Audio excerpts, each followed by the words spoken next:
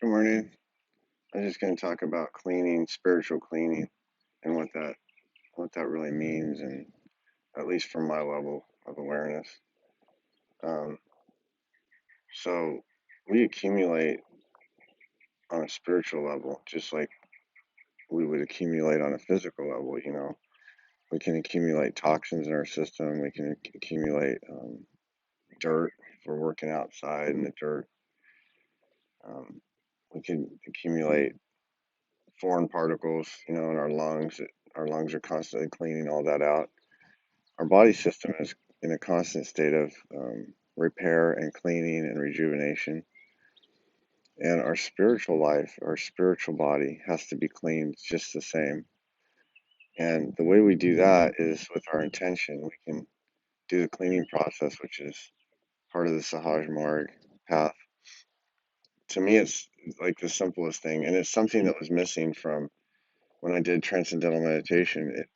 There's not a cleaning process. You do meditation, and the meditation might feel really deep, and you really, I mean, there's something to it, and it's not without merit, but there's a transition when you come out of that meditation that it's like you fall back into the um, it's hard to describe, but it's like you're not able to maintain the level, the higher level of consciousness, basically.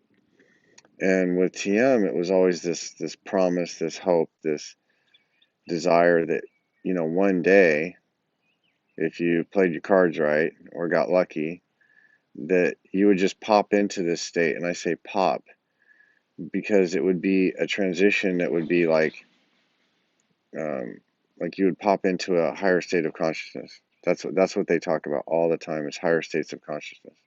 Okay, and the problem with that is it's like a carrot on a stick. You're waiting for this thing to happen. And you're attributing um, things to your life that maybe have nothing to do with it. And so, you know, Maharishi would say, or made some comment once, that when you become enlightened, you purify, hundreds of generations of your karma, your family, your DNA that you inherited from your and I do believe we take on, and they've even done studies where they've shown people have PTSD they can get PTSD passed down. You can pass down the stress in our DNA. And this is something that we can clean off and we can get rid of, but meditation itself, when you actually do the meditation technique, to me, it's to gain the experience so that we can develop faith. So it's kind of like, I guess like a fighter pilot, may feel insecure and kind of scared to go up and fly the plane. It's a big, powerful plane. But once they get up there and they fly and they get that experience, they become, they become more confident, and they can kind of push out on the edge a little bit more. And I feel like that was the meditation. We're using our consciousness, we're using our mind, we're doing the meditation to push out onto the edge and to get experience. And this is something that you can't, nobody can do that for you. And it's the same with cleaning.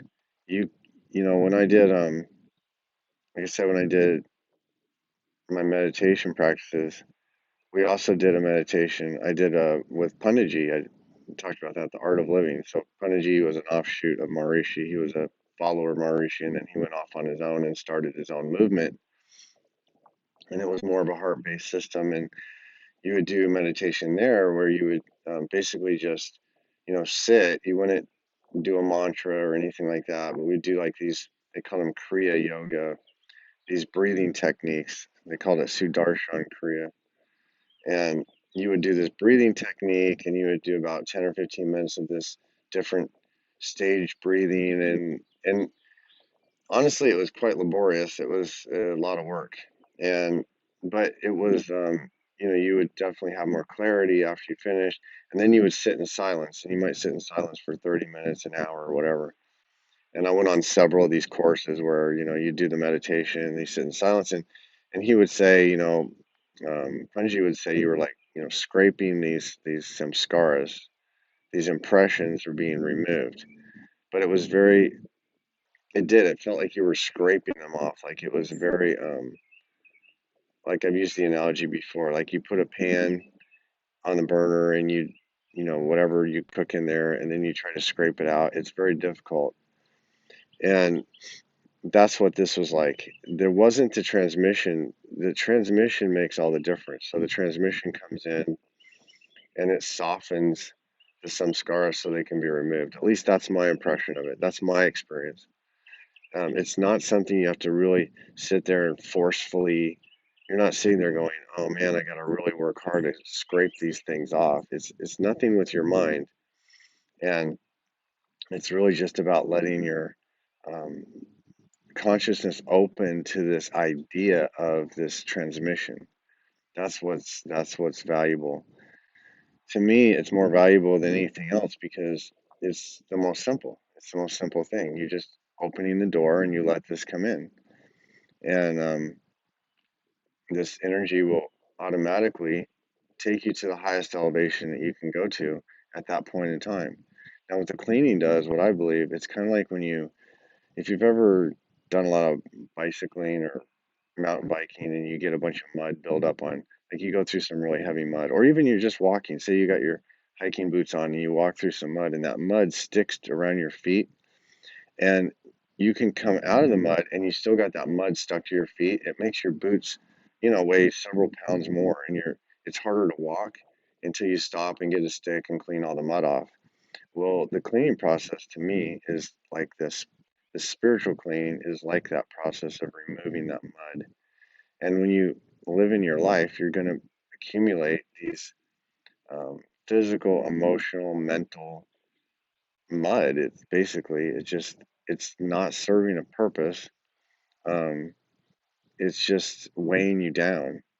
And that's why I believe when you do the Sahaj Marg and you do this practice, you will feel lighter. You feel lighter and lighter. Now, when I did TM, I had moments of that where I did feel lighter, but I also felt like a whiplash effect. I felt like my swings were much bigger. Now again, you're comparing apples and oranges, so you gotta be careful because the fact that the TM could have possibly prepared me for this path. I don't discount it. I'm not angry that I did TM. Don't get me wrong. TM has a value. I believe it's a definitely legitimate path, but it there's more of a slingshot with it where you go out and you might feel real blissful and feel real light, and then you come back and you feel real heavy and depressed, almost like kind of like a manic depressive. I would imagine how they feel. And but it's on a you're trying real hard to be this real spiritual and evolved and all the things that we think that means, and we're actually just painting ourselves into another box. And with Sahaj Marg, I just feel like a total freedom with it. Like there's a freedom to explore. It's like you're being given this support, you're being given this pranahuti energy, this godly energy is coming in, and we can just open up to it at any time. We don't have to be meditating to do it. You can open up to this pranahuti at any time.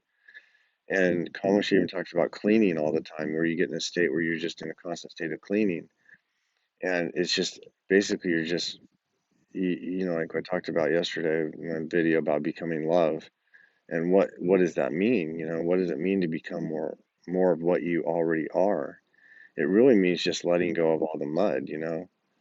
And I was also thinking like, a silver coin, how it can get tarnished and then, or silverware or whatever, and you clean it with you get the oxidation off of it and it shines like new. I mean, it never degrades. And that's our spirit. Our spirit at its core never degrades. It can be tarnished and covered up.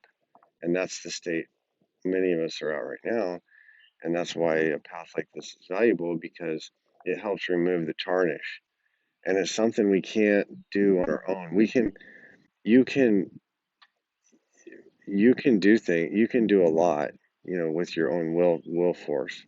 People can do it on their own, I guess I should say, because that's not true. You can do it on your own, but it's very much a more difficult path. And I think for some of us, if you're mentally, I feel like, I have a lot of weakness. I'm weak on a lot of levels, and I don't know if I would have had the mental, emotional strength to do this on my own. I know I wouldn't have actually. I would have just become complacent, because I was becoming complacent until I found this. And now I feel like I have a purpose and a direction that, you know, supersedes the, the laziness. It makes me want to just, step it up a little bit, step up my game a little bit. And that's just that comes from the experience.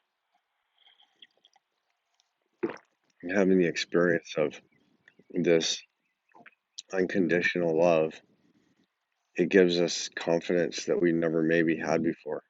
I was thinking about this little guy, Chiranjeeva, this guy I go see a couple times. I've kind of seen him. He gave me a sitting, sitting is where you sit in front of the person, and they transmit to you. So they are, become like a window to this godly energy, and they just transmit that. And so it's a little different experience getting it in person than just, although I feel it really strong sometimes just doing the group meditations at home or wherever. But receiving it from a person, I think, is really valuable. And but he said something to me. He said a lot of things. He talked a lot of things. But one of the things he said is, "We never have fear. We never have fear." And that's something that is really huge. I mean, when you have this love, how can you have fear? They just don't go together. There's no such thing. And I was going to talk, I'll make another video, but talking about fear and how we can overcome that with the practice. But I'll do that another time. Hope you have a good day.